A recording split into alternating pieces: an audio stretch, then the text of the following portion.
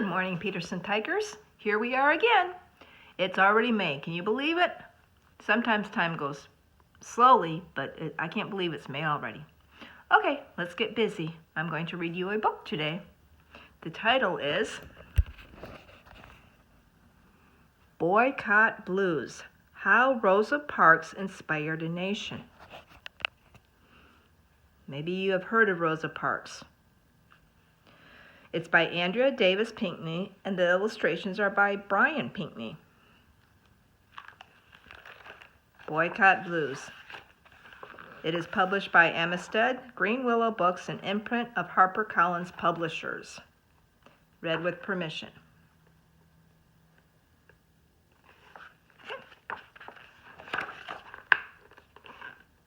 You remember this story about Rosa Parks on a bus? Well, there's a bus. All right, let's get going. Let's see here. Okay. Child, child, you have not known weary till you have walked in my shoes. You have not known low down till you have sung my song. You ever hear a dog wail? You ever hear a hound moan? Well, listen good, because here it is, steady, slow. A story told with steps, with tired feet, with tired bones. I'm going to tell you the story with my guitar, so you don't forget, so you know how it goes. Dog tired, that's me. This story begins with shoes. This story is all for true. This story walks and walks and walks to the blues. Okay, so we're hearing it told by this dog. Okay?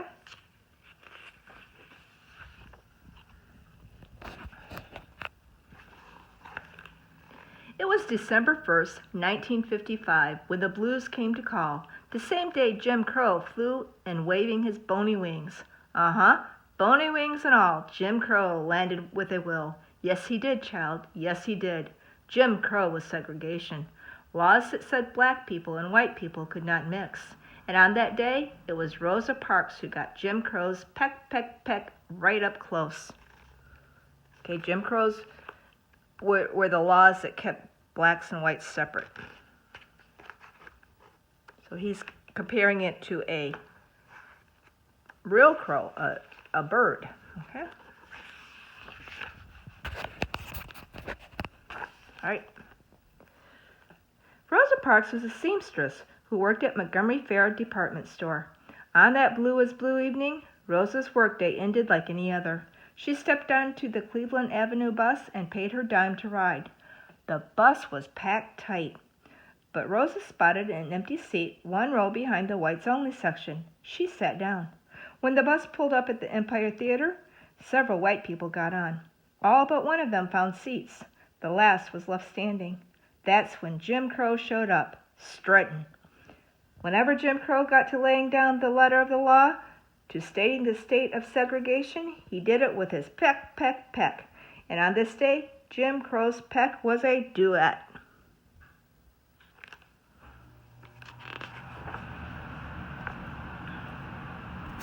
I'm going to get you so you can see most of the picture there. There we go. He was letting it fly with the bus driver, who, along with Jim Crow, stood over Rosa and told her to give up her seat to the white man who was still standing.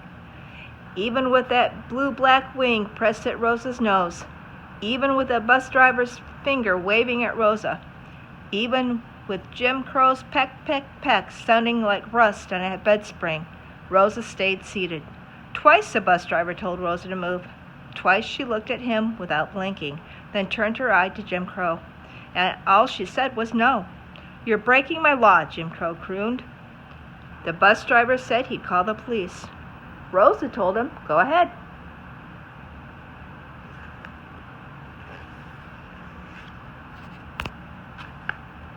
The police arrested Rosa and took her to jail. Rosa's friend, E.D. Nixon, raised money for Rosa's bail. He got her released and told Rosa that if she were brave enough, she could stomp out Jim Crow. She could break those bony wings. She could stop Jim Crow's peck, peck, peck. She could help end segregation. Rosa agreed right away. On December 5th, 1955, the black people in town stopped riding the city buses. They were protesting the treatment Rosa had received.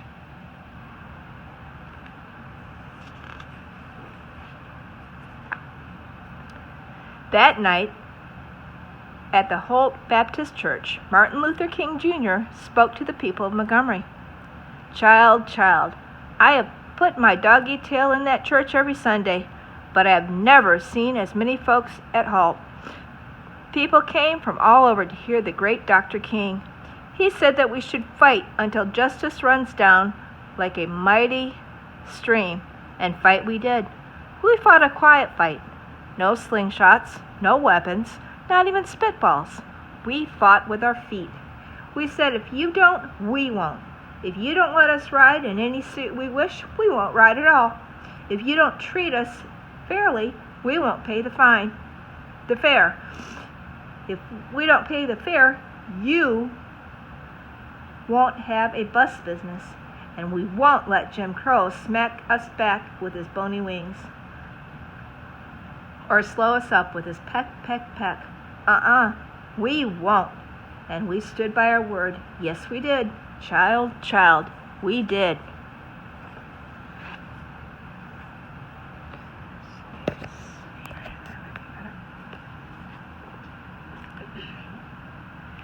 That's when our feet took to the streets, to the sidewalks, to the roads. That's when the city buses rolled and rolled. Nearly empty they rolled. That's when the boycott blues truly began, when we walked with dogged feet, with dog-tired feet, with boycott feet, with boycott blues. So they're boycotting the bus. That means they're not going to ride it. So they're trying to fight for equal treatment. 90 days passed. We kept on. 100 days gone. We stayed strong. Walked in the rain, we did. Walked day and night, we did. Walked for our fight, we did. Yes, we did. Child, we did.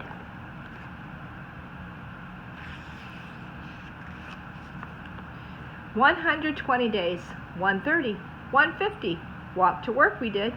Walked to school, we did. Walked to church, we did. Yes, we did, child. Yes, we did. 180 days of walking, 100 degrees in the shade, sidewalks steaming, sweaty faces gleaming, hot dust rising off the roads, and the buses rolled and rolled. Hey, look at those buses. There's nobody on them.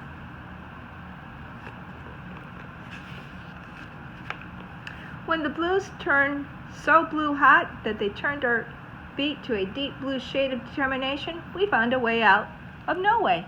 We found other modes to get to where we needed to go. Soon, instead of only walking, we rode. Rode with our friends, we did. Rode with kind strangers, we did. So some of them had bikes to ride. Maybe this one here. Rode past those empty buses, we did. We did. Yes, child, we did. Didn't set foot on a bus either. No, sir, we didn't. Wouldn't pay our dime to ride either. We still got to where we needed to go. We still stood by Rosa Parks for saying no. But Jim Crow, he was determined too. He kept up with his bony wings and his peck, peck, peck.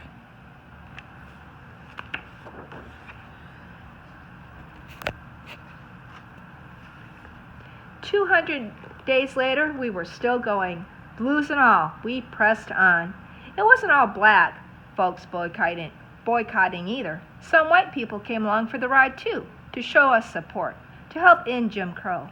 Soon there were all kinds of people with keep going feet, with can't stop us feet. There were black folks and white folks with the boycott blues, and time walked on and on. Day 220, day 262, 300 days of walking with the boycott blues.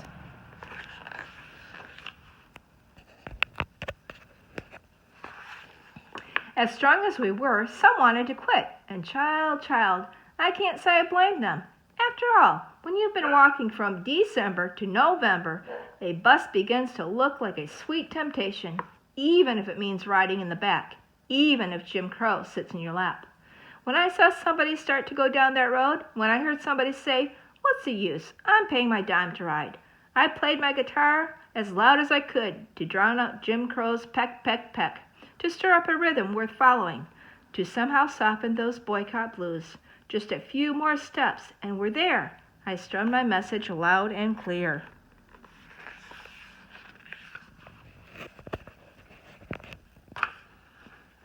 Then came the miracle. The Supreme Court invited Jim Crow in for a visit and waved a gavel on his bony wings.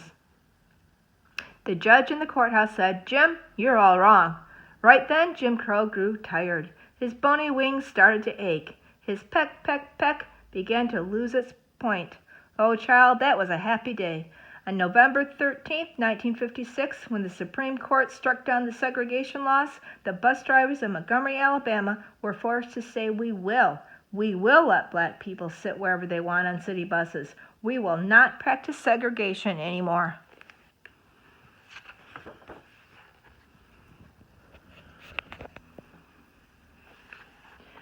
And the black folks of Montgomery said, we will pay our dime. We will ride with pride. We will sit at the front of the bus and enjoy our view of justice.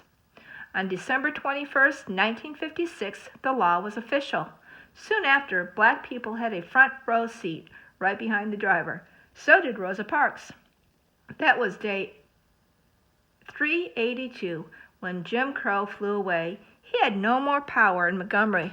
You can see Rosa Parks sitting right there in the front seat.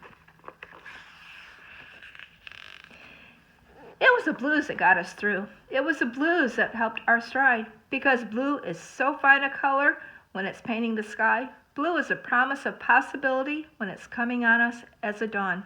Blue is all beauty when it's flowing through a sea of hope. Now segregation was a loser's croon, and child, we rejoiced.